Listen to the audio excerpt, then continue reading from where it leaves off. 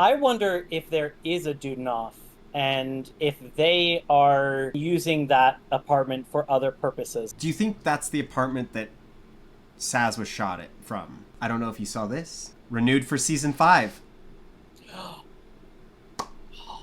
Hello and welcome to Road Goes Ever On and On. Today, Sterling and I are talking about the hit Hulu show Only Murders in the Building, Season 4, Episode 2, so spoilers are ahead. And if you are enjoying our content and you want to stay up to date with us and Only Murders in the Building, just hit that subscribe button, turn on that bell for notifications, and if you like the content, a thumbs up would be appreciated. And with that, Sterling, let's jump into Sazz. Sazz is such a great character, and I feel like, Sazz is dead, but not forgotten. Man, the way they handle this was so good, in my opinion. I feel like they were towing the line of comedy, but about something that was very sad. Like when Charles is trying to figure out what to do with what's on his hands, it's interesting because he's going through the kind of terrible things that all of us have gone through at some point. And I think they're kind of showing some of the absurdity of what we do in those kind of situations, of like having to figure out the proper thing to do with this dust. Like he's processing his grief. And they're verging on physical comedy, but I don't feel like they were ever actually being irreverent. Like they were coming at it from a place of love, and you could see that anything that he was doing that might have looked silly, like when he was trying to mop up the water into the mason jar, he was doing it from a place of love. I think that could have easily been very irreverent. Yeah. And instead I thought it was beautifully done.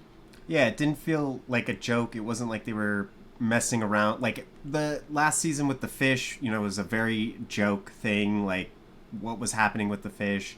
But yes, there was this seriousness to how are we handling Sazz's remains, and and then even undercut with the joke afterwards, after he starts seeing her and she's like, "Don't touch my boobs." Yes. Such a great Sazz line right there. And that was the perfect way to finally cut that with 100% actual comedy, versus a lot of the other stuff was verging on it without being irreverent. And that cut that tension, gave us a great laugh. Absolutely beautiful. So, did you see the name of the episode? I did not. Gates of Heaven. And this is another movie, and Sazz even said what it's about. Her quote was, it was about pet cemeteries, but with some deep existential shit about the afterlife. And I think that's kind of like this, where it's on one level, it's obviously a comedy, but it also does have some interesting kind of stuff about, the afterlife, or at least death, and kind of how we handle it. I like this, using movies as a frame of reference for what the episode is related to. And we saw in both episodes so far home movies of the people. So the first, episode, we saw the home movies of Steve Martin, Selena Gomez, and Martin Short, which I think those were real. And then we see the home movie, they certainly looked it, of Sazz, and I don't think that was really Jane Lynch, but it still has that, we are delving into movies and how they are related to what we are watching, but also there's the sense of home movies, which are... Well, that one, Sazz's, was a documentary, I think. No, I'm talking about when she shows the video of her and her dad. Oh, yes. She's bouncing on a trampoline, and that is a very home movie of her, and they all have these home movies of them when they're younger, and I wonder if it's going to be a continuing theme, will we see home movies of other characters? The one thing I really loved about this episode was, we know that Sazz has been friends with Charles for 40 years. She's kind of, in the last couple seasons, she's been a little bit of a bully to him, not very, very kind. But this episode, we got such a deep dive into their real relationship. We got to see Sazz's view of Charles. Like, so Charles has always loved Sazz. She's the best. But seeing her view of Charles and how their working relationship and like what she did for him about starting the poker game so he had friends, and like she just was always willing to take the fall for him, and I just felt this was such a good emotional episode to see their relationship, and I loved it. It was awesome. I don't know. I'm still kind of on the fence on the idea of her not being dead, because she did say in the documentary that there's no point in trying not to fall. The point is not to become dust. And they then cut to his hands covered in her, theoretically. And so I don't know if that was a way of saying like the goal is like to mitigate not to try not to fall, but to do what you can to kind of mitigate the damage. And so it does make me wonder whether or not she knew and possibly set something up, to help him, and that she would take the. We'll see.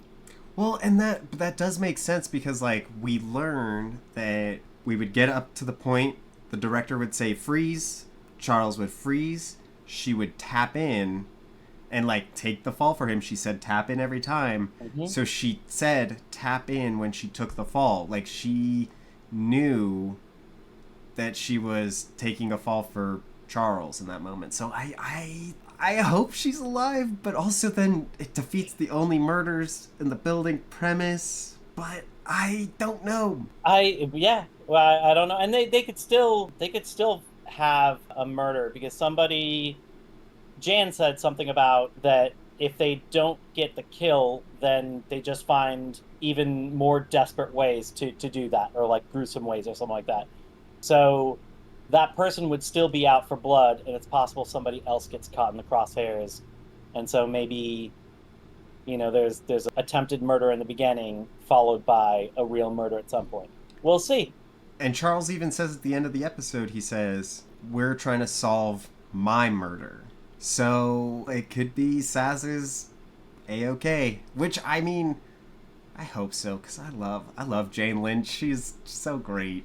She's been such a great recurring character. It's always fun seeing her. I love the fact that like this show is so popular that everybody wants to be in it. I think that this season is a great example. There are so many names. It is absolutely ridiculous. We've got Kumail Nanjiani.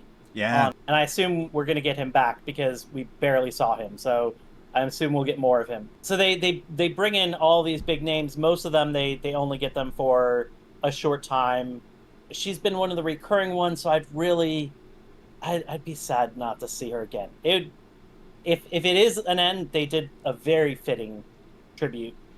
And so I'd be okay with that, but I would like to see her more. Yeah, and of all the murders that have happened, like in Only Murders in the Building, this is like the most powerful one. Like this is the one closest to our detectives, closest to the audience, I would say. It's a character that has been in 4 seasons of this show. Like, not only is the podcasters feeling a loss of Sazz because they've known her and they love her, but like the audience, we know and love her. Like all the other people that have been killed in there, like nobody was ever built up to have such a powerful end of their life. Right. I think that the first season was the only person that anybody from the show was actually close to, because that was Mabel's boyfriend, I think. But we hadn't spent any time with him. We just saw her processing the grief after the fact. Then the second season, it was the, unlikable Bunny. Bunny, like manager of the building. And then it was the unlikable actor, played by a very likable actor. Right. So of course you like him as an actor, but you aren't necessarily attached to his character and his character dying. And this is the first one that really, really hits hard. Yeah. It's devastating. And that's why I could see them pulling a fast one and making her not dead, and I really hope so, but we'll see. We'll see. And I know I already said it, but I just wanted to kind of point out that I love when they do techniques, like, the end of one scene and the beginning of another scene having some kind of like significance or bookends, the beginning of one scene and the end of that same scene. In this case, like the words of "the point is not to become dust," and then seeing that, I think that's great storytelling, and the kind of thing that sometimes those things are subtle enough that they're not always noticed by everybody. And so I think that that's very rewarding. When you do see one of those things, you do notice that, appreciate it.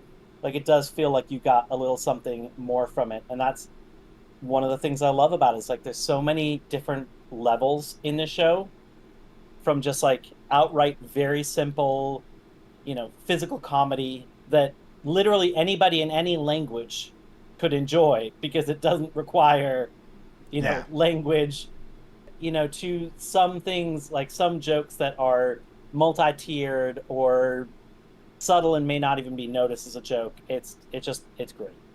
Yeah, and I'm really excited to see, since Sazz did all this digging, and even Jan brings it up that Sazz was worried about what was going to happen to Charles and thought that they were some nefarious plans that are happening. Like, I feel like we're going to see all of those things, like the brother sisters or the lesbian brothers game, Yeah. the Dunoff, all of this is going to start coming together as we like go through this. And I love that they're already like planting these seeds that we're going to get. And yeah, Right.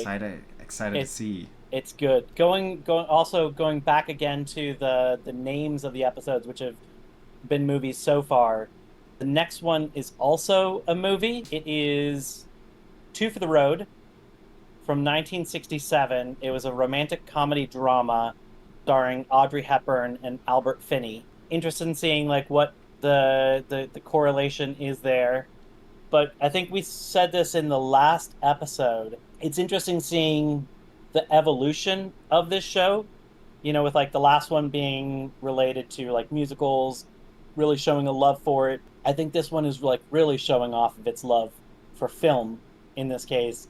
At times poking fun of some parts of it, like some of the Hollywood aspects, but still coming at it once again from a place of love. So even if they are making fun of any of it, it's not from a place of hate, and so it doesn't seem mean at all.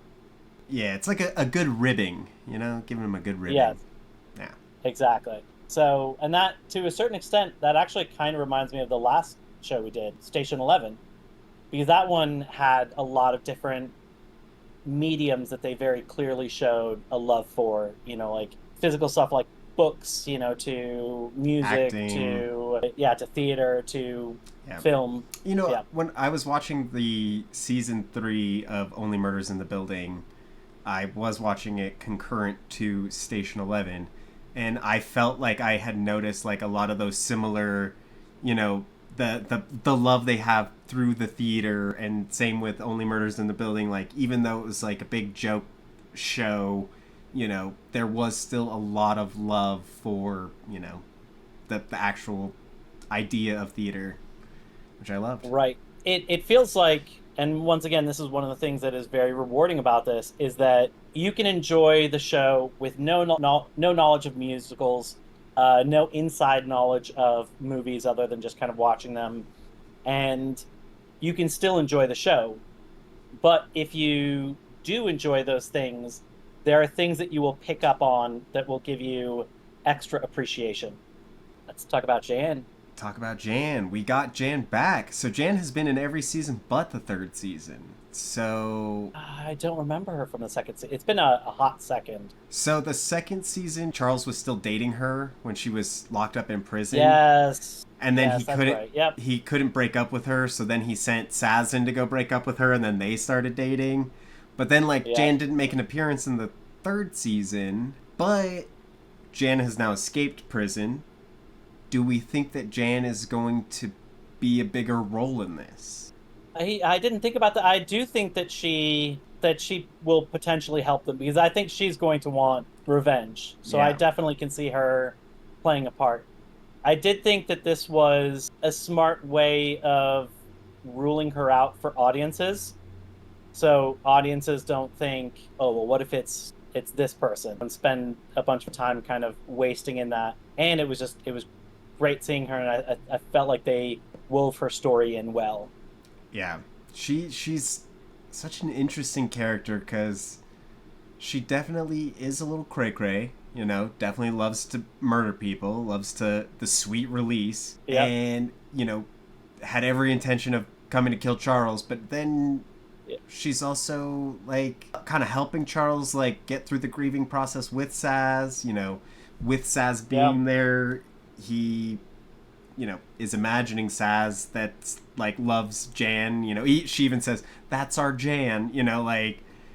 Yeah. So in a weird way, we are kind of endeared to Jan, and even though she's a murderer, so it will be interesting to see what role she plays in this, if any. I mean, Charles has mixed emotions of her. He clearly is scared of his life around her, but he also was interested in getting back into bed with her.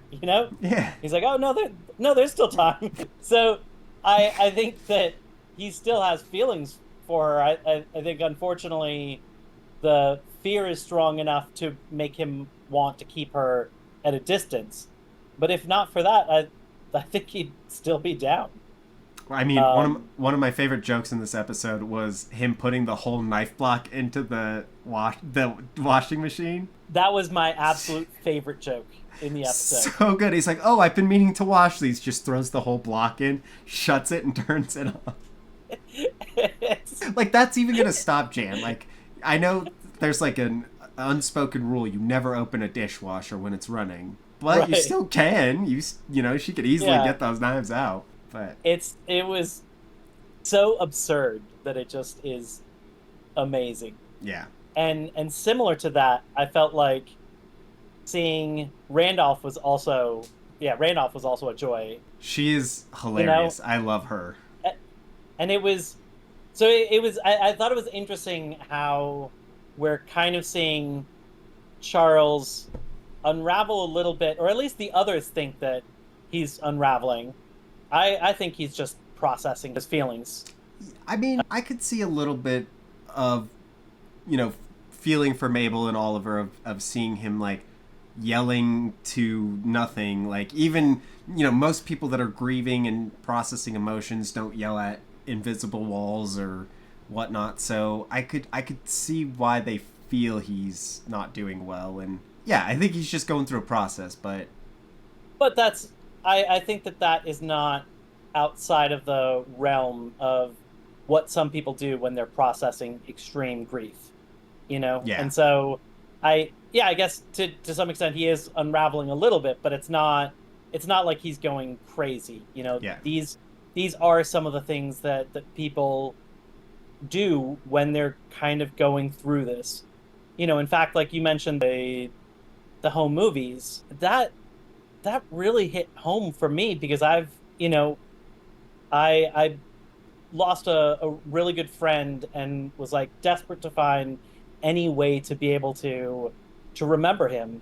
And there was an app we had used for like sending video chatting messages. So it's almost like you send like a video voicemail. Hadn't used it in a long time. And I remember after losing him, like re-downloading the app just so I could kind of see that again. And that to me reminded me very much of like him rewatching this and thinking like this is the only way that she'll be remembered. right, The only time that her face was seen. yeah, So like really going deep into the boxes to like get out a meaningful memory. But it was interesting as it looks like Charles is unraveling. I thought it was interesting that when the others come back and Charles tries to point out that Jane's in the closet, that further makes him look like he's, like really unraveling. yeah. It's not just that he's like thinking of her, but now he's seeing things that really aren't there. Yeah, and then they're like, okay, we get maybe dealing with Sazz's death, but now thinking that Jan's in there. Okay, Charles, let's go sit down. You just make a board. You stay here. Get the luminol. Like, don't Yeah. don't stress yourself out too much. And it, is a bit of a payoff when you know, the detective busts through the door and they're looking for Jan, and he's like, "I told you she was here," which almost got him in trouble, Yep. but we'll see what happens there. Yeah. I think this is a good time to talk about the Westies now, and we can kind of transition into them, So, because I also think that bringing the Westies in also kind of revitalizes the show a little bit, right? It's not yep. just the east side of the Arconia, there's the west side, and the west side is a little bit meh. Like, we have separation from them, we lock them off. They're renters, they're just these kind of like, I don't know, they remind me, like in Silo, they're the down deep, right? The Westies are the down deep. We have the up I top. think I think Don said the same thing, which is interesting. The way that Charles and Oliver kind of make them look versus Mabel's perspective shift on that cut deep with me. When she made the comment about like not everybody was alive when you could get one of these places for the cost of a bag of beans. Right. I would kill to rent anything. That to me is so real. Cuts It deep. it hurts, Yeah. you know? Yeah. And so it's interesting seeing the boomers looking down on the renters. What do we think of the Westies over there that we've met so far? I think it's an interesting group. I don't my initial thought is none of the people that we've met are going to be the suspect. I feel like early on, if anybody is in the crosshairs, that means that they're likely not to be the suspect. I think it's generally somebody you don't expect Yeah. that still is introduced episode one or very early on. I think they're very much a red herring. The I do think that they may find connections through this investigation Yes. that that will eventually get them there. Maybe they get help from these people. Who knows? But I do think that they're a red herring. Well, but Um, we do have some connection, right? We have the Dudenoff apartment. It had yeah, the correct code to the lockbox. The numbers upside yep, down was oh hell, that the game they're playing. So yes, there very much could be connections. Like, and even when they asked about the Dudenoff apartment, the Sauce people and Stinky Eye Joe were very much like, oh, nothing. Like, they seemed very, and that might be Westie loyalty. They're protecting Dudenoff or whoever is living there. So they might have some involvement, but I don't know. I wonder if there is a Dudenoff and if they are pretending that Dudenoff name and using that apartment for other purposes. Like maybe they're running some type of illegal swine-based business I mean, out of there we did see a lot of and ham. and pretending that that is the apartment of a person, but really it's like an operation that they're running possibly as a group. There was tinsel in there, so we assume that the Christmas guy has been in there at some point. There's the O connection to, both of the other ones. And I would argue that there is one more connection to Sazz's notes, Okay. which is so one of her notes said sick pup. And the first thing I thought is like puppy, but pup can actually be used for a number of different animals, including pigs. I know piglet is more common, but pup is used for pigs as well. And so I wonder if the sick pup is actually a sick pig. I don't know what that would mean, but I do think that that is somehow connected to. We saw a lot of ham, like, or pigs. Like there was Charles had like a pig pepper shaker or something like that, Hmm. and there was a ham radio. They made the ham Ham joke. radio. There's some very The bathroom ham. yeah. I thought that was phenomenal. Yeah, that was good. It builds up a lot of tension. Hey, where's the knife? We're going in there. And Right. okay, but do we think somebody? Do you think that's the apartment that Sazz was shot from? Very possibly. I mean, if somebody knew that it was not occupied most of the time because it was like an illegal business that was, so if they know where the people, like the neighbors are, if they know that the neighbors are all playing cards, they can get into that apartment and nobody would know. So I could still possibly see that. But once again, I don't think it's any of those people. It's also kind of interesting that in the last season, the fucking pig was a big clue for season 3. Don't remember again. It's been a hot time. I should have rewatched because I They love drew that season. on Ben Gilroy's mirror, fucking pig.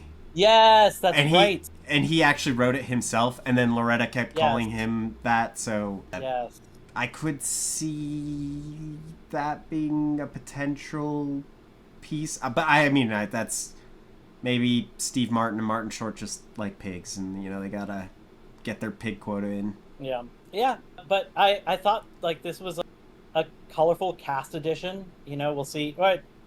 They're probably not like cast, but it was a colorful addition to some of the people. I'm very much interested in seeing Kumail Nanjiani. I'm a huge fan of his. Me as well. So it was nice seeing like the tease, and knowing that more of him will be coming, especially since they found the tinsel. I think they are going to be honing in on him. I still think that'll be like a red herring for one reason or another. Yeah, same. And well, it does seem like Charles had all these opinions of these people. He's like, oh, he's always giving me the stink eye. He just had pink eye, Right. And then, they're always stirring sauces. And then it's like, oh, she likes Brazos and she wants to stir the sauces for him because she's, he's always looking at her. So, like, there was all these misleading, like, how Charles viewed them versus, like, how they actually are. So I'm wondering if for Christmas Guy, we might get a different view of him, of like why he does Christmas, why he works out, because all of the interpretations have been inaccurate. So I'm curious what his connection will be. Right. It's always been like painting them as in a negative light, and I think to a certain extent, I think that Pink Eyed Joe kind of flipped the script because he said something about like, I don't know why he's always looking out the window and cooking omelets. I like it that very quickly kind of like flipped the script on them and kind of made them look like, if you're watching them through this like weird window that you may think oddly of somebody. Yeah, I think he called him like we know why lonely omelet guy, just making lonely omelet. And like we know why he does that. So yeah. Love that grouping. Yeah. I'm excited to see where it goes. I don't know if you saw this. Renewed for season 5. Renewed for season 5. Yes, they are not screwing around. That's great. Which I feel like, being greenlit for season 5 after the first 2 episodes of season 4, I feel like they had to have brought in a huge group, a huge viewing in these first, couple weeks. So it's already renewed for season 5 and I'm stoked. Why not? Like, it's just got to be printing money, and it looks not like it's not getting stale. No, and it looks like they're all having fun with it. Yes. And other people are having fun with it, you know? So it's wild because like I love the fact that they are so aware of how limiting that title is of Only Murders in the Building. I love the fact that they make jokes about it and they still figure out a way to make it happen. Who knows what they'll do with season 5? How do they make it work? Right. I don't know, and I don't care. They make it work every time. Yeah, and it's great. It's a good show. It's a good show. It was interesting that last season, and I know that they very quickly made us aware of the truth behind it, but they made it seem like last season was the first murder not in the building. Yeah. Because it looks like he's killed on stage. And so I think that was such a great tease of course they're going to have to do murders outside of the building. Like there's no way that they can keep this premise up inside of this one building. and then they still managed to bring it home. Right. You know, Yeah. that was a good like bait and switch. That really was very, very well done. So this could be another bait and switch where there was no murder in the building, It could be. or a different murder took place because they had to burn somebody in that incinerator. Right. Well, I can't wait for the next one. Same. I But know. with that, I think our journey has come to an end. Thank you folks so much for joining along. Come back next week as we tackle Only Murders in the Building, Episode 3. And we'll see you next week. I'm Mark. This is Sterling. Thanks.